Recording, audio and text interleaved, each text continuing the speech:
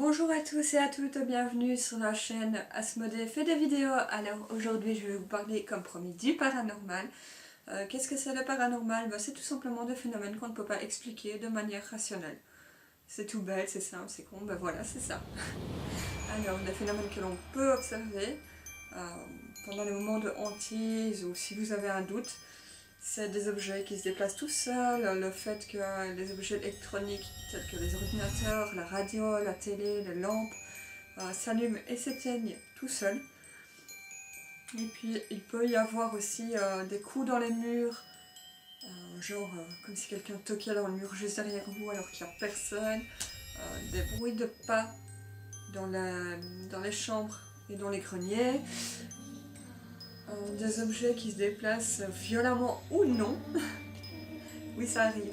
Je vous expliquerai plus tard. Qu'est-ce qu'il y a d'autre? Des changements de comportement, des silhouettes et des ombres, des orbes. Pour les orbes, ce que c'est comme des petites poussières. Vous voyez quand vous filmez ou vous avez une lampe torche, il y a toujours des petites poussières qui viennent et qui se déplacent, qui bougent. Sauf que là, c'est bien. C'est un petit peu plus gros, c'est bien blanc, ça se déplace totalement délibérément. Qu'est-ce qu'il peut y avoir? Des coups sur vous aussi. Des griffes, des bleus, comme si on vous tirait les cheveux, quand vous tirez les habits. Les portes qui claquent, les armoires qui s'ouvrent tout seuls. Plein de choses comme ça que vous ne pouvez pas expliquer de manière rationnelle en fait. Tout ça peut être un phénomène. Même si par exemple vous nettoyez votre table et que par après vous voyez qu'une main, simplement qu'une main est dessus, une trace de main est dessus, et que vous frottez, que ça part pas, oui, ça peut être un phénomène paranormal. Je crois que j'ai tout dit pour les événements. Je crois que j'ai tout dit pour les événements qu'il peut y avoir, ou au pire, de toute façon, tout ce que vous ne pouvez expliquer ou prouver, ça sera du paranormal. Maintenant, il y a toujours, on essaye toujours d'avoir une part de scientifique derrière, même si c'est pas toujours facile, et j'en suis la preuve vivante, qu'il n'y a pas toujours des explications rationnelles. Donc je vais vous raconter mon expérience à moi, la petite expérience. Alors je vivais chez mes parents, je devais avoir 7 ans à l'époque. On avait acheté une vieille maison, qui était inhabitée depuis quelques années, donc voilà, elle était en travaux, mes parents ont fait les travaux avant qu'on emménage. Et donc un jour, je monte, je vais me coucher, je veux m'endormir, comme toute petite fille de 7 ans, avant d'aller à l'école, on veut s'endormir. Et là, j'entends des bruits de pas au-dessus de ma chambre. Et en fait, au-dessus de ma chambre, pour vous expliquer, en fait, au-dessus de ma chambre, c'était le grenier, et vraiment personne ne pouvait y aller parce qu'il y avait plein de travaux, que le plancher, il tenait pas. Donc si quelqu'un y allait, il passait outre le plancher, il se retrouvait dans ma chambre. Donc voilà, je hurle, évidemment. Comme un enfant qui se respecte, on hurle quand on entend des bruits qu'on ne connaît pas. Et mes parents, de là, ils viennent, ils montent apeurés, ils viennent me rassurer, parce que je leur dis que j'ai entendu du bruit juste au-dessus de moi, et eux n'y croyaient pas, donc ils viennent me rassurer tout simplement. Je passe ma nuit et j'oublie tout ça, et je ne fais plus vraiment attention à ça. Les parents, évidemment, à 12 ans, on vit encore chez les parents. Donc jusqu'à mes 12 ans, où j'étais chez mes parents étaient partis faire les courses en fait, tout simplement. Et je regardais la télé, posément, sur le divan. Donc je regarde le truc, donc je fais attention à rien. Sachez qu'il n'y avait personne chez moi, mis à part moi. Et juste derrière moi, j'entends comme si quelqu'un frappait sur le mur. Or qu'il n'y avait personne en fait. J'étais toute seule, et pour vous expliquer, pour que vous me dites oui, c'est un bois qui travaille ou quoi. Non, un bois ne fait pas le bruit comme si quelqu'un frappait dans le mur de rage. Donc il y avait le divan. Derrière, il y avait le mur, évidemment. Et alors, entre le mur et la prochaine salle, il y a la cage d'escalier. Donc là, il n'y avait personne qui aurait pu rentrer et toquer. Voilà, il n'y avait pas d'explication rationnelle. Du coup, je suis un peu effrayée. Quand mes parents rentrent, je leur pose des questions. Du style, est-ce qu'il y avait quelqu'un de décédé à la maison? Est-ce que vous avez déjà vécu des phénomènes comme ça? Il me rassure sur les phénomènes paranormaux parce qu'ils n'en ont jamais vécu. Mais il m'explique que oui, il y a bel et bien quelqu'un qui est décédé dans leur maison. En fait, c'est l'ancien propriétaire qui est décédé là. Et son cadavre restait dans leur maison 1 mois parce qu'il n'y a personne qui s'inquiétait. Enfin, apparemment, il n'y avait pas de famille, donc forcément, bah, ça reste là. Donc je pense que c'était lui, mais je suis sûre de rien de toute façon. Voilà, bah, je passe outre encore une fois. Il arrive encore quelques petits trucs, genre des objets qui disparaissent, qui se déplacent, des portes qui grincent, mais je fais pas plus attention que ça, vu que c'était mon quotidien et que ça l'est toujours actuellement. Donc voilà, tout se passe bien jusqu'au jour où je tombe enceinte. J'étais enceinte de 3 mois de mon premier enfant. Ouais, j'étais enceinte de 3 mois, 3-4 mois, un truc comme ça. Je me lavais les cheveux dans la salle de bain et il y avait une bouteille d'eau de 2 litres sur ma chaise qui était juste derrière moi.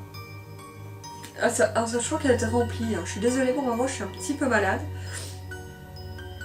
Et donc du coup, ma bouteille était remplie, elle était posée, enfin tranquille, comme tout le monde. Je me lave les cheveux et là j'entends un gros boum. Et en fait, ma bouteille est tombée toute seule. Il n'y avait pas de courant d'air. Il n'y avait personne qui est rentré, donc j'ai pas compris. Puis j'ai demandé des explications et en fait il paraîtrait que ça serait un guide spirituel qui était là pour me protéger mon enfant. Donc je fais ouais, pourquoi pas, donc voilà, je refais ma petite vie, les phénomènes continuent mais je prête pas plus attention que ça. J'accouche de mon enfant, tout se passe bien, j'ai un nouvel appartement à ce moment-là. 1 an et demi plus tard, j'ai mon appartement, donc j'y vis. Et je vais faire la fête vu que j'étais célibataire, hein, on était d'accord. Ma grand-mère gardait mon enfant, donc il avait 1 an et demi.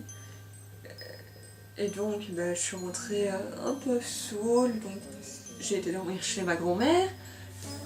Et là, elle m'informe qu'elle part avec Nino se promener, donc moi je continue de dormir tout simplement. Et il n'y avait personne chez elle, et de là, je me suis réveillée en sursaut parce que j'ai entendu une dame me parler à l'oreille, alors qu'il n'y avait personne. J'ai entendu ce qu'elle me disait, j'ai pas compris, tout simplement.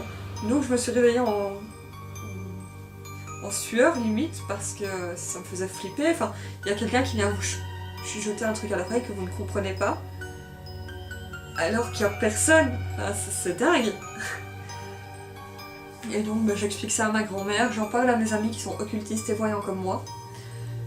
Et là-dessus, voilà, tout simplement, on en parle, on sait qu'il y a un esprit, il y avait un esprit chez ma grand-mère aussi. Et à ce moment-là, j'ai appris que j'étais clairaudiente. Alors pour ceux qui ne savent pas, les clairaudientes, c'est quelqu'un qui sait entendre les esprits, et je suis également clairsentiente. Sentante, je ne sais plus le prononcer. Bref, c'est sentir les âmes, les esprits, tout ça. Donc voilà, il y a toujours eu des phénomènes comme ça.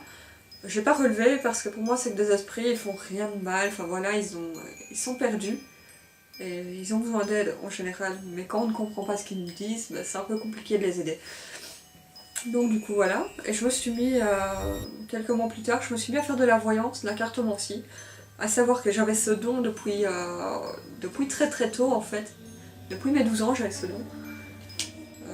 Je fais la voyance pour une dame qui avait l'air totalement désespérée, sans blague je vous jure. Elle m'écrivait, donc c'était en MP sur Facebook, elle m'écrivait, mais je ressentais toutes ses émotions, elle était triste, elle était apeurée, comme si c'était la mienne en fait. Et ça s'appelle entre parenthèses de l'hypersensibilité, l'hyperempathie, voilà. Donc moi je suis hypersensible et hyperempathe, donc c'est assez compliqué pour moi de gérer toutes les émotions de tout le monde. Donc bref, passons, je tire les cartes, et au bout de la 3e carte que je tire, il a fallu que j'entende un gros boom chez moi qui venait de la cuisine, à savoir que j'étais dans ma chambre, on est d'accord. Alors je vais directement voir dans ma cuisine et je vois que le tableau qui était accroché, je vais vous expliquer sinon ça va être compliqué. En fait, là il y a ma cuisine, là il y a la porte, ici il y a le mur avec le radiateur et mon tableau de base était sur le radiateur, contre le mur, et il s'est retrouvé dans le fin fond de ma cuisine. Ça aurait pas dû arriver. Il n'y avait pas de courant d'air, il n'y avait personne encore une fois. J'étais toute seule avec mon fils qui était à la sieste, donc il avait 2 ans et demi à cet âge-là. Il n'aurait pas pu ouvrir la porte parce qu'il est très petit, il n'aurait pas pu ouvrir la porte et aller jeter le tableau. Et en plus il dormait encore. Donc du coup j'ai paniqué, j'ai dit à la femme, je suis vraiment désolée madame mais je peux pas vous aider, sachant que j'étais enceinte de mon 2e enfant.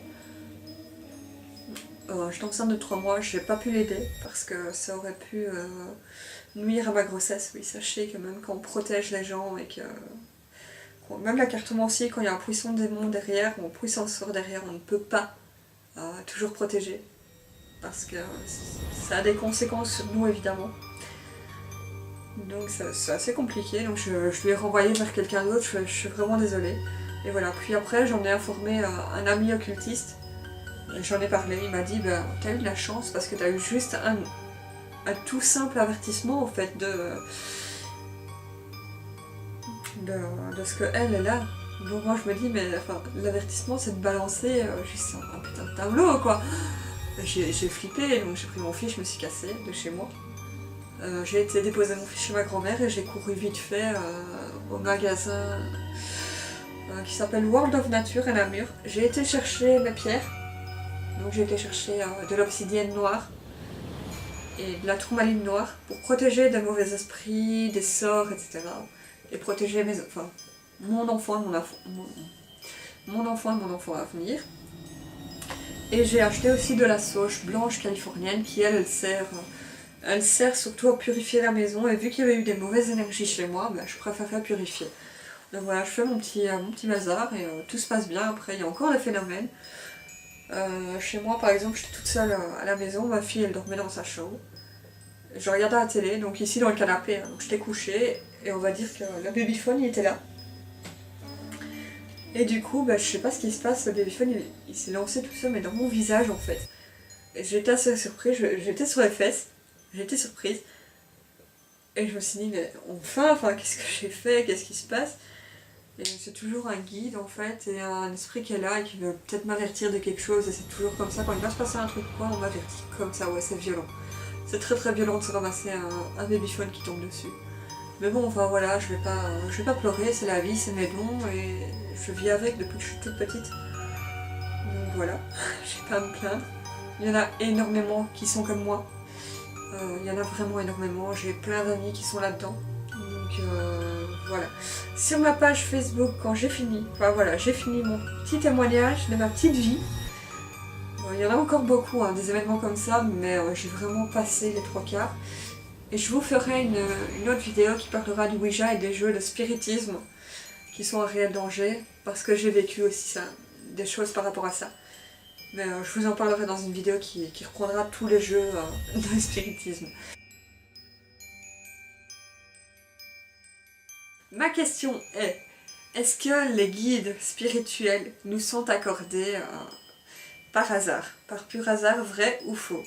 Notez votre réponse en commentaire, notez-moi aussi vos récits avec le paranormal dans les commentaires, ça m'intéresse vraiment de les voir. J'adore lire tous les récits comme ça, franchement j'adore. Donc voilà, n'hésitez pas à commenter, à liker et à partager la vidéo si elle vous a plu.